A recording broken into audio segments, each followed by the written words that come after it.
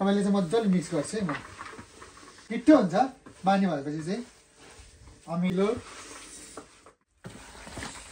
हेर्दै कस्तो मिठो बास्ना आइरहेको छ यसको हेर्दै खाउँ खाउँ लाग्दो होइन बास्ना पनि एकदमै मिठो छ यसको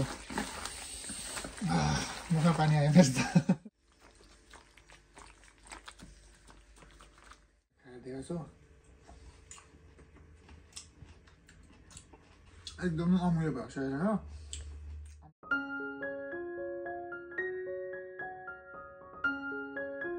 hello guys welcome to my channel आजको भिडियोमा चाहिँ म हल्का डिफ्रेन्ट होइन कुकिङ भिडियो बनाउँदैछु सो आज चाहिँ म कुकिङ भन्दा नि किम्ची बनाउन गइरहेको छु क्या किम्ची चाहिँ कोरियन डिस हो होइन यो चाहिँ अब कसरी बनाउनु म देखाउँदैछु होइन यत्तिकै मैले युट्युबमा धेरै किम्चीको भिडियोहरू देखेर चाहिँ मलाई चाहिँ एकदम बनाउनु मन लाग्यो क्या त्यही भएर मैले पनि बनाउने ट्राई गरेको छु कस्तो हुँदो रहेछ होइन सो किम्ची बनाउनको लागि चाहिँ हामीलाई यो खालको कोपी चाहिन्छ त्यो चाइनिज क्याबेज हो होइन मैले दुईवटा लिएको छु अनि यो मुला प्याजको पत्ता गाजरहरू चाहिन्छ मेन भनेको चाहिँ यति हो यसलाई चाहिँ यो भाँडामा पानी छोडिदिन्छ होइन है यसलाई चाहिँ काट्छु क्या म पिक्चरमा यसरी काट्नु यसलाई चाहिँ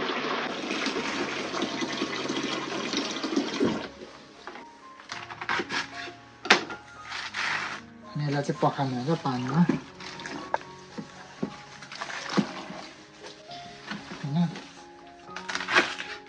सजिलै छ मिठो हुन्छ अमिलो अमिलो अब के भन्नु गुन्द्रुक जस्तै तर गुन्द्रुकभन्दा डिफ्रेन्ट कोरियन गुन्द्रुक क्या मसला हालेको तर यो चाहिँ रायो साग होइन डिफ्रेन्ट हो त्यसपछि म अब यसमा यो पानी तर्याएर यसमा हाल्छु म चाहिँ नुनहरू हाल्नुपर्छ क्या पानी निस्कोस् यसको भनेर नुनहरू हाल्ने हो त्यसै गरेर सबैमा हाल्ने हो क्या अब यसलाई चाहिँ यसो गरेर अब यसलाई यतिकै छोपेर राखिदिन्छु एकछिन यतिकै होस् यहाँनिर अब यसलाई आधी घन्टापछि फेरि पल्टाउनु पर्छ क्या अब त्यतिन्जेलसम्म चाहिँ हाम्रो अरू बाँकी रहेको कामहरू गर्छु म अब नेक्स्ट स्टेपमा चाहिँ हामीले यो चामलको पिठोको घोल बनाउनुपर्छ यसमा चाहिँ पानीमा यो मिक्स गरेर उमाल्ने हो हुन्छ होला अनि म अब यसमा चामलको पिठो हाल्छु थोरै यसको मेजरमेन्टहरू चाहिँ छैन यतिकै आफ्नै अन्दाजमा हो लिएको है ग्यासमा चढाइदिन्छु एकछिन यसलाई चाहिँ मजाले उम्लिन्जेल पकाउनुपर्छ र चाहिँ यो मिक्सर चाहिँ यसरी पाकेर यस्तो बाक्लो भइसकेको छ होइन सबैलाई चाहिँ हामी ग्यास बन्द गरिदिन्छौँ ग्यास बन्द गरेर यत्तिकै सिराउनुको लागि छोडिदिन्छौँ यहाँनिर अनि अब चाहिँ यो लसुन अदुवा र प्याजको पेस्ट बनाउँदैछु त्यही ससमै हाल्नुपर्छ त्यो चाहिँ लसुन यति हालेको छु अदुवा चाहिँ यति छैन अनि यसमा यो प्याजलाई काटेर सानो सानो बनाएर हाल्छु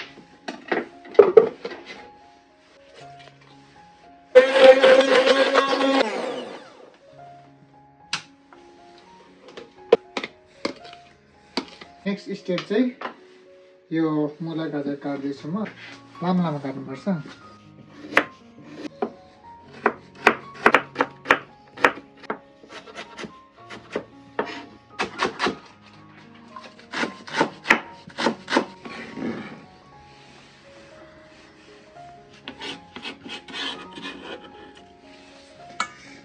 अब चाहिँ आधी घन्टा भइसकेको छ होइन आधी घन्टापछि चाहिँ अब यो अघि काटेर राखेको यो जुन कोपी छ चाइनिज क्याबेज यसलाई चाहिँ यसरी फेरि मजाले पल्टाउने हो अघि घन्टा धेरै नरम भइसकेको छ अघि घन्टा अब अझै अलिक नरम हुनुपर्छ यो चाहिँ त्यसको चाहिँ भर्सा चाहिँ पानी निकाल्नु खोजेको क्या जिउबाट यता सबै जति पानी छ यो सबै निकाल्नु खोजेको लुलो हुने गरी आधी घन्टा त्यसलाई फेरि साइडमा राखिदिने अनि अब चाहिँ हामी सस बनाउँछौँ सो म सस चाहिँ ठुलो भाँडामा बनाउँछु किनकि त्यो ससमा भरे यो मुलाहरू जुन छ यो हालेर मिक्स गर्नुपर्छ नि त त्यही भएर ठुलो भाँडामा सजिलो हुन्छ र म ठुलो भाँडामा सस बनाउँदैछु ससको लागि चाहिँ यो अघि हामीले बनाएको जुन त्यो चामलको छ नि त्यो हाल्ने हो अनि अब यसमा अघि नै पिसेको लसुन अदुवा प्याजको पेस्ट जुन छ त्यो हाल्ने हो। फिस सस हाल्नु पर्छ है, यसमा चाहिँ फिस सस यसको मेन हो। फिस सस हाल्छु यसमा चाहिँ म। अनि यो हुन्छ क्या कोरियन चिली नै हाल्छ, चिली पाउडर हाल्छ, तर हामीसँग चाहिँ छैन, त्यही भएर मैले चाहिँ नर्मल पेप्रिका पाउडर हाल्छु। त्यो चाहिँ कलरको लागि हो, रातो कलर जुन किम्चीमा हुन्छ नि त्यसको लागि हो, धुलोले हो। त्यही भएर म चाहिँ खोर्सानीको धुलो अलिक धेरै नै हाल्दैछु यसमा। अनि म अब यसलाई चाहिँ मिक्स गरिदिन्छु मजाले अहिले।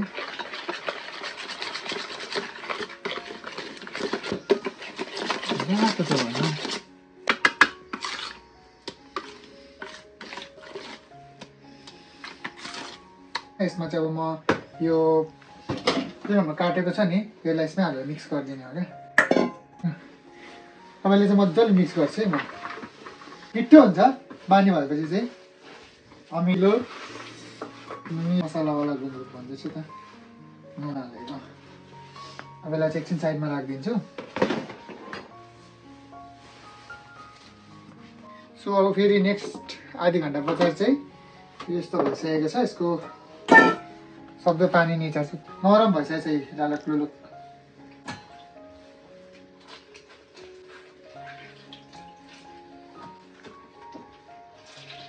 यसलाई चाहिँ यत्तिकै यसमा त्यो अघिको पेस्ट मजाले घोलेर हाल्दा पनि हुन्छ, नत्र यसलाई सानो पिस काटेर राख्दा पनि हुन्छ होइन। सानो पिस काट्यो भने चाहिँ सजिलो हुन्छ, यत्तिकै राख्दा चाहिँ पछि फेरि काट्नुपर्छ, किनकि त्यो ठुलो खानु गाह्रो हुन्छ नि त। यत्रो पानी निस्केछ है।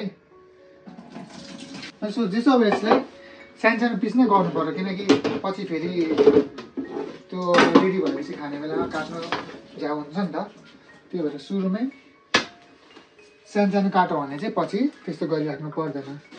त्यही भएर म चाहिँ अब त्यही अनुसारले सानो काटिदिन्छु यसलाई।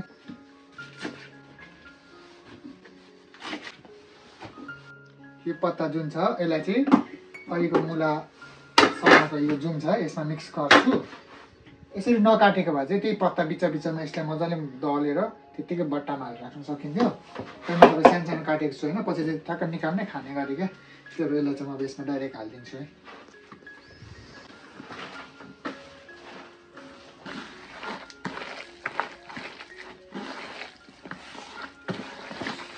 हेर्दै कस्तो मिठो बास्ना आइरहेको छ यसको, हेर्दै खाउँ लाग्दो होइन। बास्ना पनि एकदमै मिठो छ यसको, मुखमा पानी आयो फेरि त।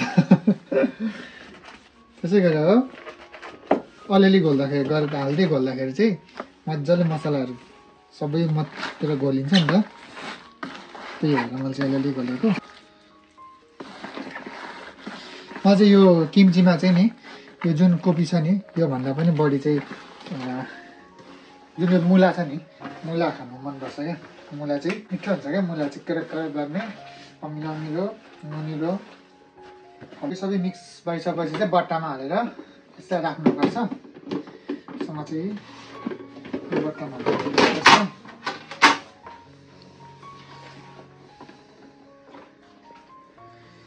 बट्टामालाई भरेर राख्दैछु, कति अट्छ अटेन भने अर्को पनि हाल्छु। म त हेर्दै खाउँ लागिसक्यो। तर अहिले चाहिँ अमिलो छैन, यो अमिलो चाहिँ अब बिस्तारै आफै आउँछ यसको नेचुरल। अर्दैन भनेको एउटै बट्टामा अट्ने रहेछ किम्ची त, अझै खाली पो हुने रहेछ।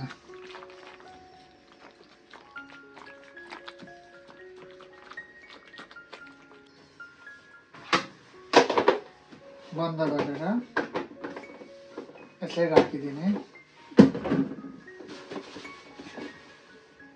मेरो चाहिँ किम्ची रेडी भइसकेको छ। अब यसलाई चाहिँ यत्तिकै बन्द गरेर बाहिरै राख्ने हो 2-4 दिन। त्यसपछि जब यो अमिलो पस्न थाल्छ नि, अमिलो हुन थाल्छ, त्यसपछि चाहिँ फ्रिजमा राखेर अलिअलि गर्दै निकाल्दै खाने हो। अब यसलाई चाहिँ म बाहिर राख्छु यत्तिकै, अब 2-3 दिनपछि हेरौँ नि त।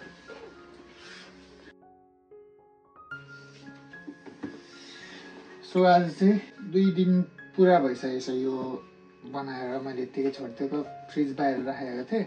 आज 2 दिनपछि चाहिँ यसको अमिलो पसिसकेको छ क्या भित्र चाहिँ। कस्तो छ म देखाउँछु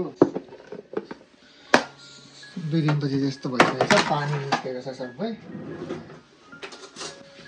यस्तो झोलै झोल भएको छ किम्ची चाहिँ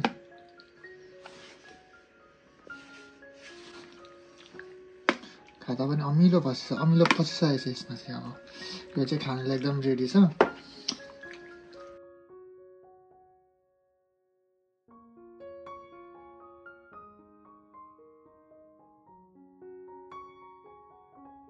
चाहिँ फ्राइड राइसहरूसँग खाँदा पनि हुन्छ भातहरूसँग त्यही खाँदा पनि हुन्छ अच्छा खाएर देखाउँछु एकदमै अमिलो भएको छ अमिलो पसिसकेको छ 2 दिनमा अमिलो पसिसकेको छ